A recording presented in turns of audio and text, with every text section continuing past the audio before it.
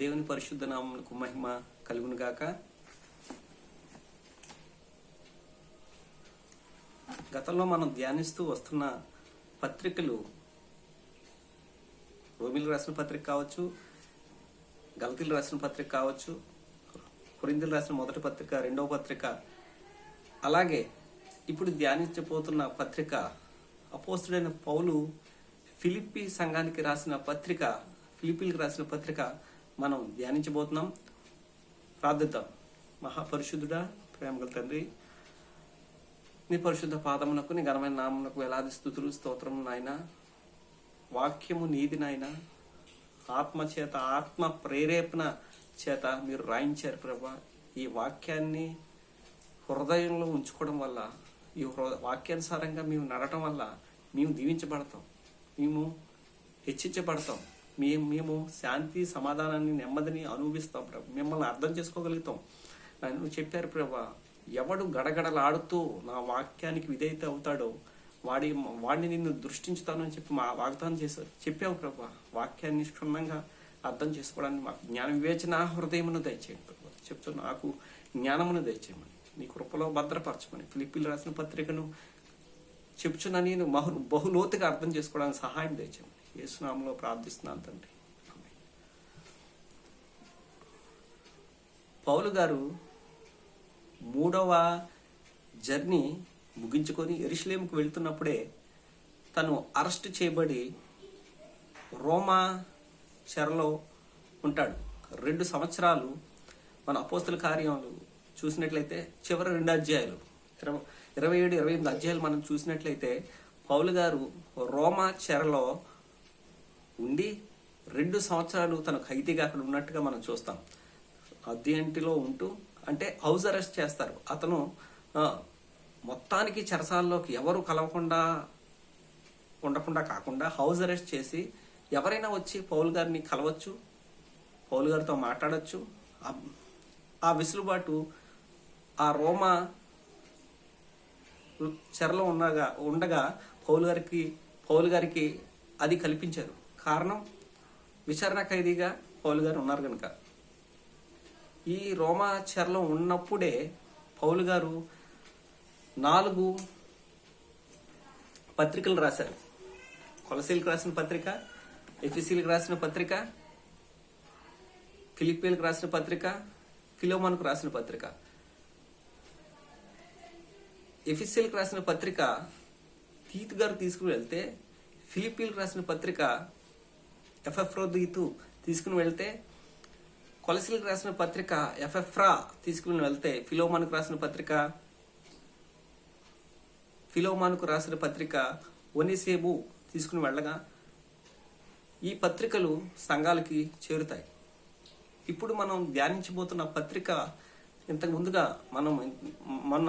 మనం ధ్యానించినట్టుగా 2 days back మనం ధ్యానించినట్టుగా ఫిలిప్పీ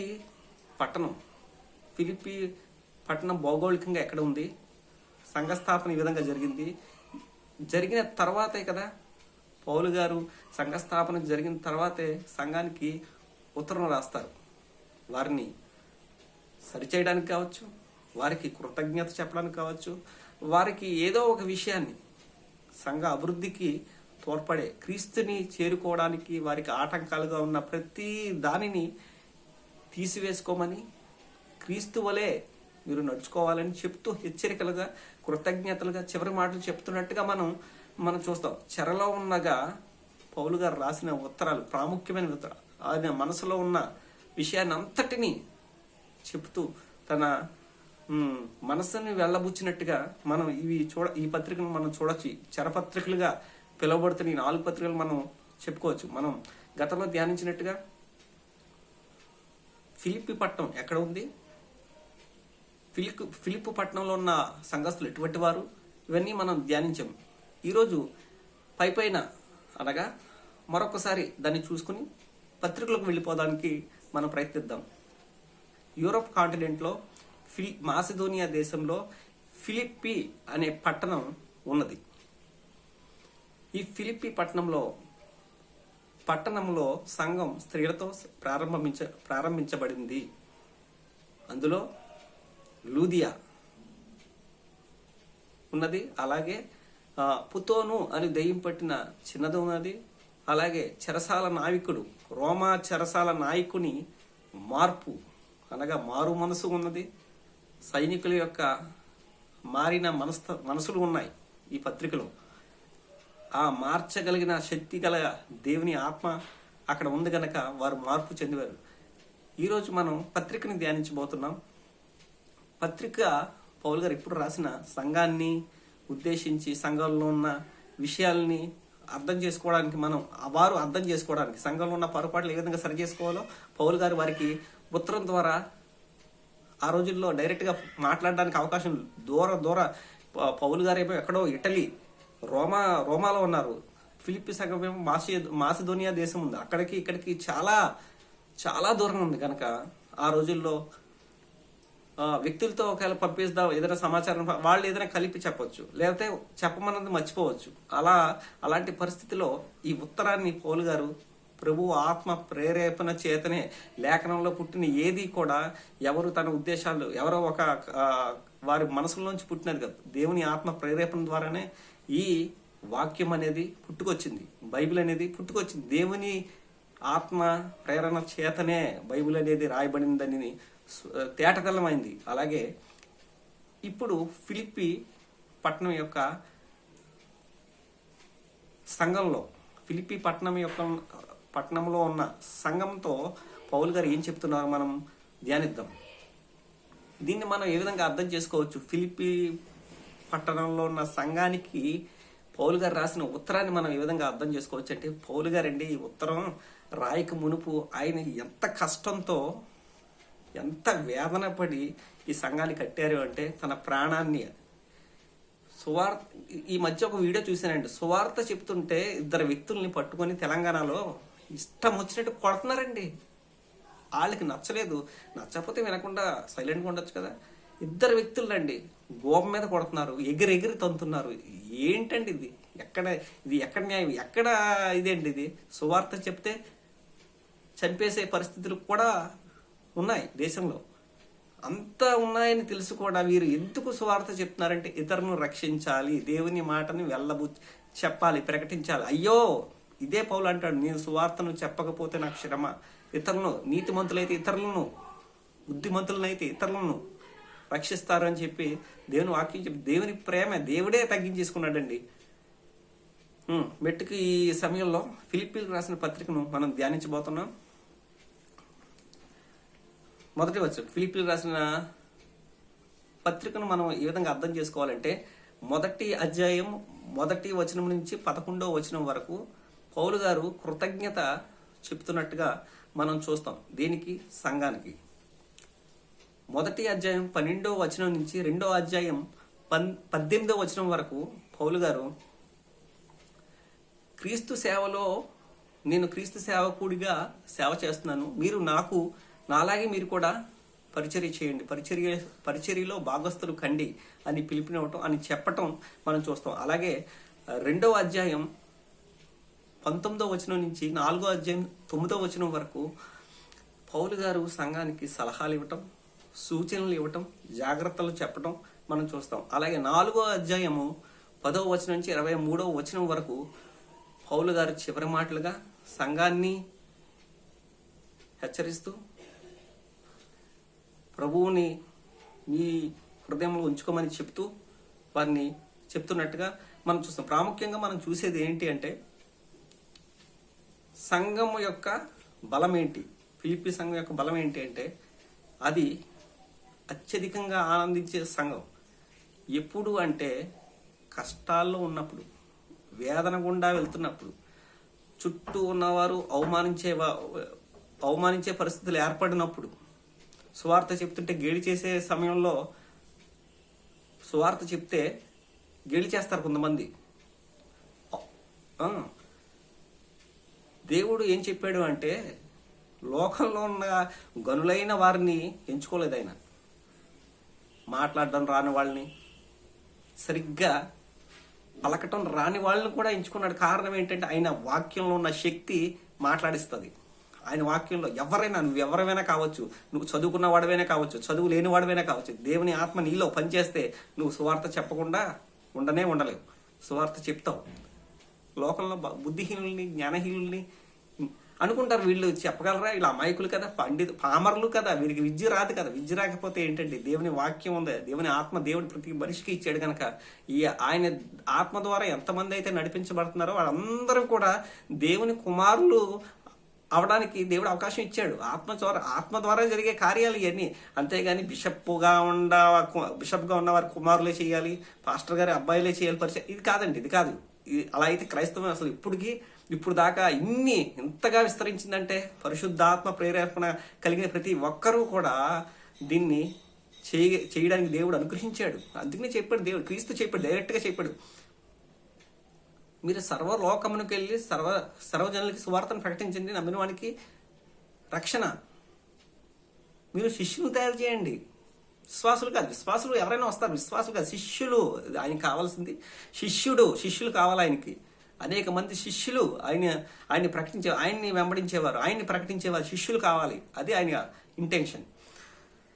ఫిలిప్పీలకు రాసిన పత్రిక మొదటి అధ్యాయం మొదటి వచనం మనం చూసినట్లయితే ఒక్కసారి చూద్దాం రండి. అలాగే ఈ పత్రికలో ప్రాముఖ్యంగా రాసిన విషయాలు ఏంటంటే, ఒక ఇద్దరు స్త్రీల మధ్య ఉన్న సమస్యను ఎత్తి చూపుతూ వారిని బ్రతుమాలుకున్నట్టుగా, మీరు ఒకరితో ఒకరు ఇలా ఉండదు, మీరు ఐక్యత కలిగి ఉండండి, ఏక మనసు, ఏకభావం, ఏక తాత్పర్యం కలిగి ఉండండి అని చెప్తే వాళ్ళకి సరిచేస్తున్నట్టుగా.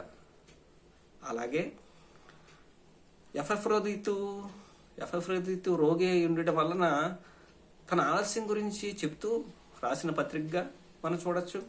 అలాగే మనం ఇంకా సంఘంలో సున్నితి, అప్పుడు ఆ రోజుల్లో వాళ్ళకు ఉన్న సున్నతి విషయం, ఇచ్చేతన గురించిన సమస్యను గురించి చెప్తూ, అలాగే అనేక విషయాలు, అదే సువార్తలో మీరు పాలిన వారు కావాలి, ఆ పాలిన వారు అయినందుకు మేము కృతజ్ఞత చెప్తున్నాడు.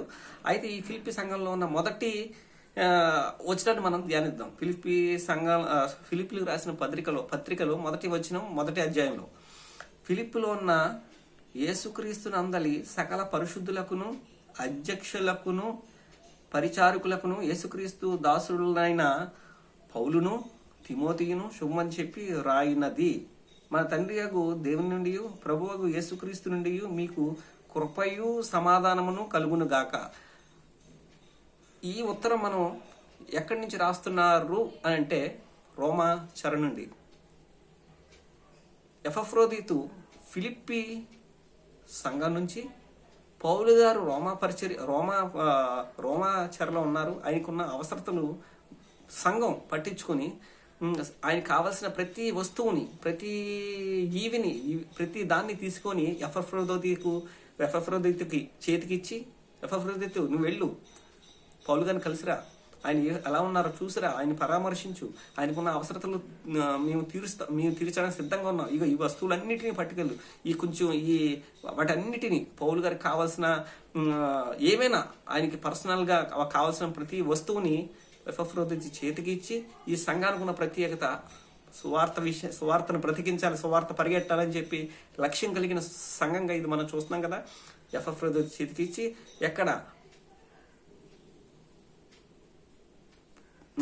అది ఎపఫ్రోదితు చేతికిచ్చి ఇటలీ రోము చెరలో ఉన్న పౌలు గారి దగ్గరికి పంపిస్తారు. ఎప్పుడైతే ఎపఫ్రోదితు వెళ్ళి పౌలు గారిని చూసి పరామర్శించి సంఘం చెప్పిన మాటలన్నీ పౌలు గారికి చెప్పినప్పుడు పౌలు ఎంతగానో సంతోషిస్తాడు. పౌలు గారు నేను అడగలేదు కదా, నాకు పంపించండి అని నేను ఏమి అడగలేదు కదా. కానీ సంఘం మాత్రం పౌలు గారి మీద ఉన్న ఇంటెన్షన్ చూడండి, సేవకుడి మీద ఉన్న ఇంటెన్షన్ చూడండి. వాళ్ళు అక్కడ ఉన్నప్పటికీ పౌలు గారు ఎలా ఉన్నారో, చెరలో ఉన్నారు కదా, మా ఆత్మీయ తండ్రి కదా అని చెప్పి సంఘం అక్కడ ఆ వస్తువులన్నీ సమకూర్చి ఎపఫ్రోదితు చేతికిస్తే, ఎపఫ్రోదితు వచ్చి సంఘం ఇలా ఉందా అన్ని సంఘంలో ఉన్న విషయాలన్నీ ఒక్కోటి పౌలు గారికి చెప్తున్నప్పుడు పౌలు గారు ఎంతగానో సంతోషించారు. పౌలు గారు ఇదే సమయంలో ఎపఫ్రోదితు జబ్బుకి, ఒక రోగానికి గురయ్యి చనిపోయేంత స్థితికి వెళ్ళిపోయినప్పుడు దుఃఖం మీద దుఃఖం పౌలు గారు రాకుండా ప్రభు కనికరించినందుగా మళ్ళీ ఆయన బ్రతికి పౌలు గారికి ఆ జబ్బులో ఉండగానే పౌలు గారికి పరిచర్య చేయటం మామూలు విషయం కాదు. యోధుడు అన్నాడు. అందుకనే నా సహోదరుడును నా తోటి యోధుడైన ఎఫెఫ్రదీతు అన్నాడు. ఎఫెఫ్రదీతు ఎలాంటి వాడంటే పరిచర్య కోసం సేమ్ పౌలు గారు లాగే ప్రాణం ఇచ్చేయడానికైతే సిద్ధం. ఎంతగా అంటే చనిపోయినా పర్లేదు, చావైతే నాకు లాభమే అని చెప్పి పౌలు అన్నట్టుగా పౌలును వెంబడించిన సేవకుడండి ఎఫెఫ్రదీతు. ఈ ఎఫెఫ్రదీతు చనిపోయినా సరే ప్రభు సేవ చేయాలని చెప్పి పరిచర్యలో మాత్రం తన ప్రాణాన్ని ఎంతగా కూడా ప్రియంగా ఎంచుకోలేదు. తను పరిచర్యలో ముందుకు వెళ్ళిపోయాడు. ఎఫెఫ్రదీతు అద్భుతమైన సువార్త యోధుడు. ఫిలిప్లో ఉన్న క్రీస్తు యేసునందు సకల పరిశుద్ధులకును అధ్యక్షులకు, పరిశుద్ధులండి. పరిశుద్ధులు అంటే ఎవరు? వైట్ బట్టలు వేసుకొని చక్కగా బైబిల్ చేతిలో పెట్టుకొని వెళ్ళిపోయిన వాళ్ళు కాదండి. క్రీస్తు రక్తములో కడగబడిన వారే, మారు మనసు పొందిన వారే. వారు తెల్ల బట్టలు వేసుకున్నా, వేరే కలర్ బట్టలు వేసుకున్నా, ఎవరైనా వారు బైబిల్ భాష ప్రకారం పరిశుద్ధులు. అనగా క్రీస్తు రక్తములో కడగబడిన వారు మాత్రమే పరిశుద్ధులు. పరిశుద్ధులకును అధ్యక్షులు అంటే సంఘ పెద్దలు, అలాగే పరిచారకులు. సంఘంలో ఏ పని చేసినా వారు సేవకులే, పరిచారకులే. వారందరికీ పౌలు గారు వారందరినీ జ్ఞాపకం చేసుకుని వారందరినీ అప్రిషియేట్ చేస్తున్నట్టుగా మనం చూస్తున్నాం.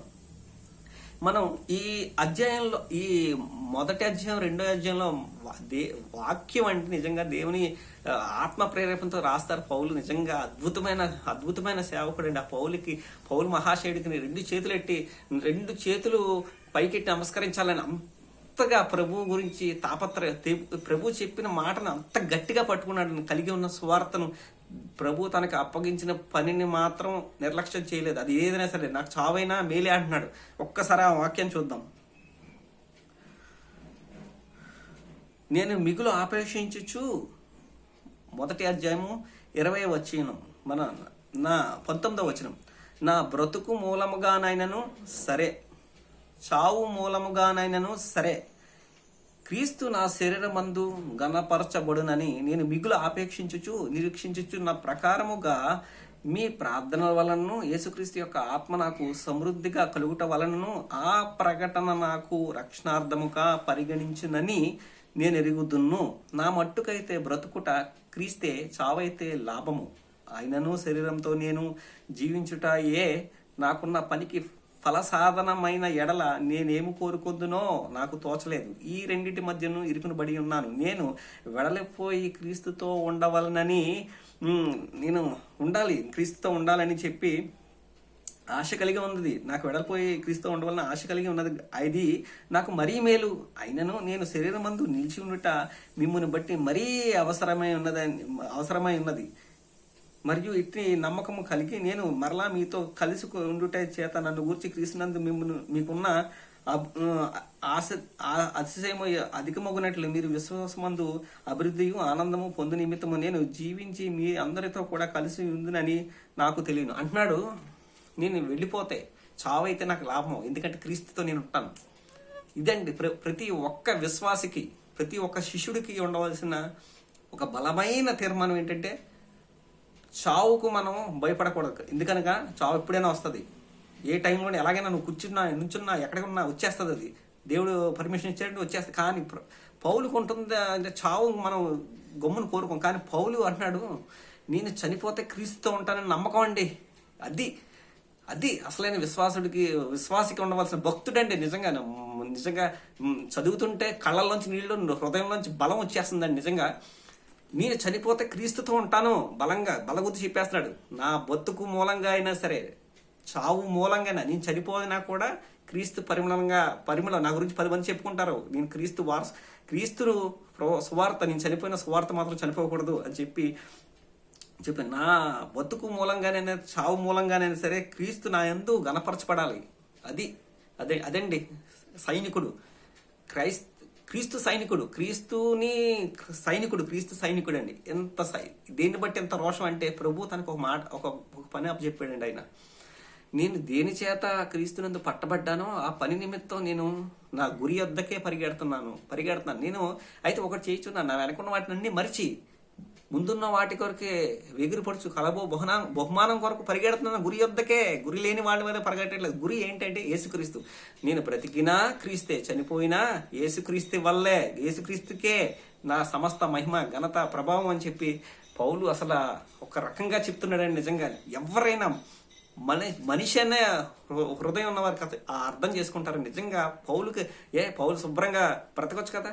ఆయన ఏదైతే లాభకరంగా ఈ లోకంలో ఎంచుకున్న, ఒకప్పుడు క్రీస్తుని విశ్వసించినప్పుడు పౌలు గారు జీవితం ఎలా ఉండేదో, విశ్వసించిన తర్వాత ఏ విధంగా ఉందో మనం అద్భుతం. నేను అదే ఈ అధ్యాయంలో చెప్తాడు, 2వ అధ్యాయంలో. నాకు ఏదైతే నేను లాభసాటిగా లాభకరములు అనుకున్నానో అవన్నిటినీ కూడా 3వ అధ్యాయంలో అంటారు పెంట కింద ఏం చేసుకున్నాడు ఏంటండి. తన చదువు కావచ్చు, పోస్ట్ కావచ్చు, పొజిషన్ కావచ్చు, విద్య కావచ్చు, ధనం కావచ్చు, ఏదైనా సరే క్రీస్తులో నాకు అది పెంటతో సమానం. ఎందుకంటే క్రీస్తు కంటే నాకు అది ఏది ఎక్కువ కాదని చెప్పి అంటాడు. మొదటగా మనం 4 విషయాలు మనం చూడాలి. మొదటగా ఈ సంఘానికి ఉన్న ప్రత్యేకత బలాలు ఏంటంటే, సువార్త విషయంలో వారు సువార్త పని విషయంలో సహకారులుగా, సువార్తను వ్యాపింపచేసేవారుగా, పౌలుతో పాటు సువార్తను వ్యాపింపచేసే పనిలో వీరు కూడా పాలు పంపులు పొందినట్టుగా మనం చూస్తాం. రెండవదిగా ఇద్దరు ఒక్క సంఘం పౌలు గారితోనే కాదు, ఇతర సంఘాలకు కూడా సహాయం చేసే సంఘాలుగా. అంటే మనం ఇదే 4వ అధ్యాయంలో అంటాడు, నేను ఫిలిప్పులో ఉన్నప్పుడు, నేను కొరింతిలో ఉన్నప్పుడు, కొరింతికి కూడా సహాయం, కొరింతిలో ఉన్న నాకు, కొరింతిలో యాక్చువల్గా నాకు సహాయం, కొరింతిలో నేను సంఘాన్ని స్థాపించినప్పుడు, కొరింతిలో పరిచయం చేస్తున్నప్పుడు, నిజానికి కొరింతీలు నాకు సహాయం చేయాలి. కానీ కొరింతిలో నేను ఉన్నప్పుడు కూడా మీరే మాటికి సహాయం పంపిస్తూ ఉండేవారు. ఎఫెసీలరా నైనా మీరు మాటలు నాకు సువార్త విషయంలో కావచ్చు, పర్సనల్ నీడ్స్ కావచ్చు, పర్సనల్లో ఉన్న నాకున్న కుదువులన్నీ కావచ్చు, మీరే మాటిమాటికి మీరు ఎలాంటి వారంటే నిరుపేదలు అయినప్పటికీ దాతృత్వం, మంచి హృదయం కలిగి మీరు ఇస్తూ ఉన్నారు. అలాగే తెస్సలోనికలో కూడా మీరు మాటికి సహాయం చేస్తున్నారు నాయన, మీరు మీ దాతృత్వం బహుగా విస్తరించిందని చెప్పి అంటాడు. అలాగే మనం తను చెరసాల్లో ఉన్నప్పుడు అనేక మంది ఇతరులు మారటం కాదండి, కానీ అక్కడున్న సైనికులు కూడా మారిపోయినట్టుగా మనం ఈ అధ్యాయంలో చూస్తాం. మొదటి అధ్యాయంలో నేను ఈ సువార్త కూడా క్రీస్తును ఈ పౌలు గారిని బంధించేస్తే సువార్త ఆగిపోద్దని వాళ్ళు భావించారు, యూదులు భావించారు. కానీ సువార్త ఎక్కడైతే పౌలు గారిని బంధించినప్పుడే సువార్త మరి ఎక్కువగా ప్రబలింది. అద్భుతం. అది చూద్దాం రండి. మొదటి అధ్యాయం 12వ వచనం. సహోదరులారా నాకు సంభవించినవి సువార్త మరి ఎక్కువగా ప్రబలమగుటకే సమకూడినని మీరు తెలుసుకొనగోరుచున్నాను. ఎలనగా నా బంధకములు క్రీస్తు నిమిత్తమే కలిగినని ప్రేతోర్యమను సేనలోని తక్కిన వారందరికీ స్పష్టమైన, మరియు సహోదరులైన వారిలో ఎక్కువ మంది నా బంధకముల మూలంగా ప్రభునందు స్థిర విశ్వాసం గల వారై నిర్భయముగా దేవుని వాక్యమును బోధించుటకు మరి విశేష ధైర్యం తెచ్చుకొని కొందరు. అసలు సువార్త నేను బంధించబడినప్పుడు ఎక్కువగా స్ప్రెడ్ అయింది, సువార్త ఎక్కువగా వెళ్ళింది. ఎప్పుడు అంటే నేను సువార్త పర్సనల్గా నేను వీధిలో ఉన్న ఒక పట్టణంలో నేను చెప్పేదానికంటే నా బంధకం ప్రేతౌర్యము అనే సైన్యంలో ఉన్న వారందరూ తెలుసుకున్నారంటే సైనికులు మారిపోయారు. పౌలు గారి దగ్గరికి వచ్చే ఇతరులు కావచ్చు, సేవకులు, ఇతర సంఘాల నుంచి వచ్చే వ్యక్తులు కావచ్చు, పౌలు గారు మాట్లాడే విధానం కావచ్చు, పౌలు గారు రిసీవ్ చేసుకున్న వారిని ఆతిథ్యం ఇచ్చే విషయంలో కావచ్చు, ప్రతి ఒక్కటి సైనికులు గమనిస్తున్నారు. సైనికులకి ఏమి అర్థమైందంటే ఈయన దేనివల్ల ఇదయ్యారు అంటే దేని గురించి అయినా నా బంధకములు క్రీస్తు నిమిత్తమే కలిగినని ప్రేతౌర్యమను సేనలో వారందరికీ తక్కిన క్రీస్తు గురించి ఈయన ఖైదయ్యాడు. వేరే ఈయనలో ఏది లేదు అని చెప్పి వారు అర్థం చేసుకున్నారు ఈ సువార్త. అలాగే మనం చూసినట్లయితే పౌలు గారిని, అదే పేతురు గారిని కూడా ఇదే అపోస్తల గారిలో చూస్తాం. యాహాన గారిని ఖడ్గంతో చంపించేస్తారు. మనం చూసినట్లయితే యాకోబు ఒక్క నిమిషం చూద్దాం రండి ఒకసారి. అపోస్తల కార్యాలు 12వ అధ్యాయం. అపోస్తల కార్యాలు 12వ అధ్యాయం. దాదాపు అదే సమయం ముందు రాజైన హెరోదు సంఘపు వారిలో కొందరిని బాధ పెట్టుటకు బలాత్కారంగా పట్టుకొని యాహాను సహోదరుడైన యాకోబును ఖడ్గముతో చంపించింది. అంటే సువార్త ప్రకటిస్తున్నారని చెప్పి పట్టుకొని యాకోబును చంపేశారు. కానీ ఇదే అధ్యాయంలోని మనం ఇంకొక వచనం చూద్దాం. ఎప్పుడైతే సువార్త ఆగిపోద్ది, సువార్తని వ్యాపింప చేయకూడదు అని మనిషిని, యాకోబుని తల నరికించేశారో సువార్త ఏమవుతుందంటే చూద్దాం ఒక్కసారి. 24వ వచనం, దేవుని వాక్యము ప్రబలమై వ్యాపించుచూ ఉండెను. ఇదేంటిది? మనిషిని ఆపేస్తే, లేకపోతే మనిషిని తీసేస్తే, మనిషిని ఆపేస్తే సువార్త ప్రబలం ఎలా అయింది? అవుతుంది. అదే దేవుని వాక్యం, ఆత్మకార్యం. అది ఆగిపితే ఆగదు. నువ్వు అది వేగంగా, నీ వాక్యం వేగంగా పరిగెడుతుంది అంటున్నాడు. అది అద్భుతమైన. రోమా సైనికులు ఎలాంటి వాళ్ళు అంటే, అది ఆ సరసాల నాయకులు కావచ్చు, అధికారులు కావచ్చు. 19వ వచనం, హేరోదు అతని కోసము వెతికినప్పుడు అతడు కనబడినందున కావలి వారిని విమర్శించి వారిని చంపనాజ్ఞాపించెను. ఎలాంటి వాళ్ళు అంటే, రోమా సైనికులకి ఎవరైనా అప్పచెప్తే, ఏదైనా ఒక ఖైదీని అప్పచెప్తే వాళ్ళు వారిని జాగ్రత్తగా అప్పచెప్పాలి. ఏ శిక్షకైనా వారిని ఎప్పుడు దాకా కావాలో ఆ రెస్పాన్సిబిలిటీ అంతా సైనికులదే. ఒకవేళ వారు మిస్ అయినా వాళ్ళకి పడవలసిన శిక్ష వీరు అనుభవించాలి. సైనికులు కానీ లేదా జైలాధికారి కానీ అనుభవించాలి. అందుకనే పేతురు గారికి పడవలసిన శిక్షను సైనికులు అనుభవించారు. అక్కడ ఎంతమంది సైనికులు ఉన్నారు, పేతురుని బంధించి కావల్లో ఉంచారు, వాళ్ళందరూ కూడా మరణ శిక్షకి గురైపోయారు. కారణం వారు రోమా సైనికులు శిక్షలు అంత కఠినంగా, అంత తీవ్రంగా ఉంటాయి కనుక వాళ్ళు కనికరించారు కనుక. వెళ్ళిపోతాం అపోస్తలుల కార్యాలు, ఫిలిప్పీలకు రాసిన పత్రిక. ఇలాంటి సైనికులు కూడా మారిపోయారండి. దేవుని వాక్యాన్ని చెప్తుంటే పౌలు గారిని చూసి, పౌలు గారి బిహేవియర్, అందుకని అంటారు ఏంటంటే, మనం చేసే actions speaks more than words. మనం చేసే పనులే, మన ప్రవర్తనే ఎక్కువగా మన గురించి మాట్లాడుతూ ఉంటారు. నువ్వు నోటితో ఏం చెప్తున్నావో అది కాదుగా, నువ్వు చేసే పనులే ప్రజలు చూస్తాను. నేను వాక్యం చెప్పడం కంటే నా ప్రవర్తన నాకు ముఖ్యం. నేను క్రీస్తుతో ఉన్న బిహేవియరే నాకు ముఖ్యం. క్రీస్తు నాకు చెప్తున్నా, నేను వాక్యం చెప్తున్నా, నేను వాక్యానుసారంగా జీవించకపోతే అది ఎవరు వినరు. కానీ నేను పాటిస్తుందని చెప్తే ఇతరులు మారతారు. క్రీస్తుకు మహిమ. నా చుట్టూ ఉన్నవారు దేవుణ్ణి అంగీకరిస్తారు. ఈ విషయాన్ని నేనే కాదండి, ఎవరు కూడా మర్చిపోకూడదు. ఏ సేవకుడైనా మర్చిపోకూడదు. మొదటగా వారిని పరిశుద్ధపరచుకోవాలి. వారి ప్రవర్తన ప్రతి విషయంలోనూ జాగ్రత్తగా, వణుకుతోనూ భయంతోనూ అంటాడు పౌలు గారు. ఫిలిప్పీలకు రాసిన పత్రిక చూద్దాం.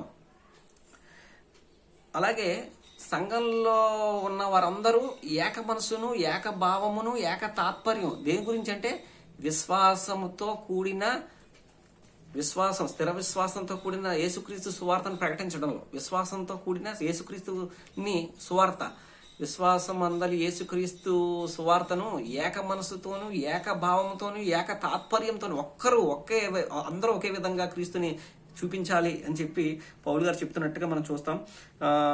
అది చాలా మంది బెదిరిస్తూ ఉంటారండి. సంఘాన్ని సువార్త పరి చెప్తూ ఉంటే బెదిరిస్తారు. ఏంటో వీడు మంచి చెప్పరు, వాళ్ళు చెప్పేవాడిని చెప్పనివారు. 27వ వచనం, నేను వచ్చి మిమ్మల్ని చూచినను రాకపోయినను మీరు ఏ విషయంలోనూ ఎదురించు వారికి బెదరక అందరూ ఏకభావముతోనూ సువార్త పక్షమున పోరాడుచు, ఏ పక్షాన? అందరూ ఒక్క భావముతోనూ సువార్త విశ్వాస పక్షమున పోరాడుచు ఏక మనస్సు గలవారే నిలిచి ఉన్నారని నేను మిమ్మును గూర్చి ఇలాగున మీరు క్రీస్తు సువార్తను తగినట్టుగా ప్రవర్తించుడి. సువార్తకు తగినట్టుగా, సువార్త చెప్పేవాడు యొక్క ప్రవర్తన ఎలా ఉండాలంటే క్రీస్తు ప్రవర్తనకి పోలి ఉండాలంట. అదే చెప్తున్నాడు పౌలు. మనం సువార్త చెప్పేటప్పుడు మన ప్రవర్తన క్రీస్తు ప్రవర్తనకు సరిపడేలాగా మనం చూసుకోవాలి. మన ప్రవర్తన యందు జాగ్రత్తగా ఉండాలి. ప్రవర్తన యందు తగినట్లు క్రీస్తు సువార్తకు, యేసుక్రీస్తు సువార్తకు తగినట్టుగా మన ప్రవర్తన ఉండాలి అని చెప్పి సంఘానికి పౌలు గారు చెప్తున్నారు. అలాగే మీలో ఏక మనసు లేదు, ఏకభావం లేదు. కారణం, ప్రతి సంఘంలో ఉన్న వ్యత్యాసం ఇదేనండి. ప్రతి సంఘంలో ఇదే. నేను గొప్ప అంటే నేను గొప్ప, నేను తెలివైనోడిని అంటే నేను తెలివైనోడిని, లేదంటే అహంకారం, నాకు డబ్బు ఉంది, నాకు తెలివితేటలు ఉన్నాయి, ఈ లోక జ్ఞానం అంతా నాకే తెలుసు, డబ్బు నా దగ్గర, డబ్బు మదంతో, డబ్బు పిచ్చితో పట్టిన వాళ్ళు ఉన్నారండి. గర్వంతోనే లోపలేమో ఒక రకంగా ఉంటారు, బయటకు మాట్లాడేదేమో ఒక రకంగా ఉంటుంది. అద్భుతమైన నటులు ఉన్నారండి. నిజంగా మన సంఘాల్లోనే అద్భుతమైన నటులు, చక్కగానే నటనా కోరులండి. నిజంగా పైకి మాత్రం బత్తి వేషం వేసుకొని పరిశుద్ధుడిగా తెల్ల బట్టలుగా వేసుకుని వచ్చేస్తూ ఉంటారు. కానీ లోపలంతా కూడా పోలంట అదే మలినం అయిపోయిన పరిస్థితి వారిలో ఉంది. కారణం ఏంటంటే వాక్యాన్ని వారు సరిగ్గా అర్థం చేసుకోక, వాక్యాన్ని క్రియలు పెట్టక. అదే అంటాడు దేవుడు, యేసుక్రీస్తుకు కలిగిన మనసును మీరును కలిగి ఉండండి అంటాడు అదే 2వ అధ్యాయంలో. యేసుక్రీస్తుకి ఏ మనసు ఉందంటారు? యేసుక్రీస్తుకి ఏ మనసు ఉందంటే తగ్గింపు తత్వం అనే మనసు ఉందండి, దీనత్వము అనే మనసు ఉందండి, ప్రేమ అనే మనసు ఉందండి. ఈ దీనత్వము ప్రేమ ఉన్న చోట అదే అంటాడు పౌలు, తనకంటే ఇంకొకడు లేదా ఇంకొకటి కంటే తను ఎక్కువ యథార్థపరుడని, ఒకడి కంటే ఒకడు యోగ్యుని ఎంచుకోవాలని చెప్పి పౌలు గారు రాసిన కారణం ఏంటంటే, ఎప్పుడైతే మనం అనుకున్న నాకంటే వాడు మంచోడరా, నాకంటే వాడు తెలివైనోడరా, వాడు ఏదైనా సరే వాడికంటే నేను పాపిస్తూ ఉంటాడు అన్ని ఎప్పుడైతే తగ్గించుకుని దీన మనసు కలిగి ఉంటాడు, దావీదుకు అదే ఉంది దీనత్వం, తగ్గించుకునే మనసు, అందుకని హెచ్చించబడ్డాడు. అలాగే ఎప్పుడైతే అలా అనుకుంటావు సంఘంలో ఐక్యత ఆటోమేటిక్గా పెరుగుతుంది. నువ్వు అందరితో సంఘం బయట ఏదైనా కావచ్చు, నువ్వు సంఘం బయట పెద్ద అధికారివి కావచ్చు, డబ్బున్నవాడు కావచ్చు, మాటకారివి కావచ్చు, ఏదైనా కావచ్చు, కానీ సంఘంలోకి వచ్చాక నువ్వు క్రీస్తు బిడ్డవి, ఆయన రక్తంతో ఆయన తగ్గించుకున్నాడు, ఆయనే తగ్గించుకుని ఆయనే రిత్తునిగా మారిపోయాడు. మీరు సంఘంలో ఉన్న బలహీనత ఏంటంటే, ఈ సంఘంలో ఉన్న బలహీనత అంటే ఐక్యత లోపించినట్టుగా ఉంది. అందుకని ఐక్యత గురించి మీరు నేను మీ దగ్గరికి ఈసారి వచ్చినప్పుడు మీరు ఐక్యత కలిగి ఉండేలా నేను వినాలి, మీరు ఐక్యత కలిగిన వారుగా ఉండాలని నేను వినాలి, మీరు అందరూ ఒకే ఐక్యత కలిగి ఉన్నారని నేను వినాలి అని చెప్పి అంటాడు. కారణం ఇదే. కావున యేసుక్రీస్తునందు ఏ హెచ్చరిక అయినను, ప్రేమ వలన ఆదరణ అయినను, ఆత్మ యందు ఏ సహవాసమైనను, ఏ దయారసమైనను వాత్సల్యమైనను ఉన్న ఎడల మీరు ఏక మనస్కులగున్నట్లుగా ఏక ప్రేమ కలిగి ఏక భావం గలవారుగా ఉండి ఒక్కదాని అందే మనస్సు ఉంచుచు నా సంతోషమును సంపూర్ణము చేయుడి. అది కొంతమంది ఉన్నారండి నిజంగా సువార్తను, కొంతమంది అందరి గురించి చెప్పట్లేదు, సువార్తను కొంతమంది ఇప్పుడు నాలాంటి వాడు సువార్త చెప్పాడు. నేను గతంలో పరమ పాపిష్టం అండి, మామూలు పాపిష్టం అండి కాదు, కానీ దేవుడు నన్ను హృదయాన్ని మార్చిన తర్వాత, నా హృదయంలో నెమ్మది పెట్టిన తర్వాత నేను అనుకుంది, నేను ఏదో లాభం కోసమో లబ్ధి కోసమో లేకపోతే పేరు కోసమో ప్రత్యాశ ఇవి కాదని నాకు కావాల్సి, నా దేవుడిని ప్రకటించాలి, నా దేవుడిని నన్ను గొప్ప చేయాలి, నన్ను తగ్గించుకోవాలి, నా దేవుడే హెచ్చించబడాలి, నన్ను ప్రాణాలతో ఉంచాడు ఆయన, ఎప్పుడో ప్రాణాలతో పోవాల్సిన నన్ను ప్రాణాలతో ఉంచాడు కనుక ఈ ప్రాణం ఆయన కోసం పనిచేయాలి, ఈ తాత్పర్యం నేను కలిగి ఉన్నాను. కానీ కొంతమంది ఎలా ఉంటారంటే, పేరు రావాలి, డబ్బు రావాలి, వీడు చెప్పేస్తున్నాడు కదా వీడిని మించిపోదాం. అదే పౌలు గారి విషయంలో కూడా ఇదే జరిగింది. చూడండి, అదే విషయం కదా, కొందరు అసూయ చేతను, కొందరు కలహ బుద్ధి చేతను, మరికొందరు మంచి బుద్ధి చేతను క్రీస్తును ప్రకటించున్నారంట. ఒకరిని చూసి ఒకరిని నేర్చుకోవడం. ఏంటి నేర్చుకుంటావంటే, మంచి ప్రకటించు, నువ్వు ప్రకటించు, నువ్వు దేవుని కోసం నీ ఆత్మ ప్రేరేపణ ప్రకటించు, అందరికీ ప్రకటించు, అన్ని వేళలా ప్రకటించు. కానీ ఎలా ప్రకటిస్తావు అంటే ప్రేమతో, దేవుని మీద ప్రేమతో. దేవుడు నీకు చేసిన మేలు ఏంటంటే నిన్ను నరకానికి తప్పించాడు కాబట్టి ఆ కృతజ్ఞత మనసులో పెట్టుకుని నువ్వు ప్రకటించు.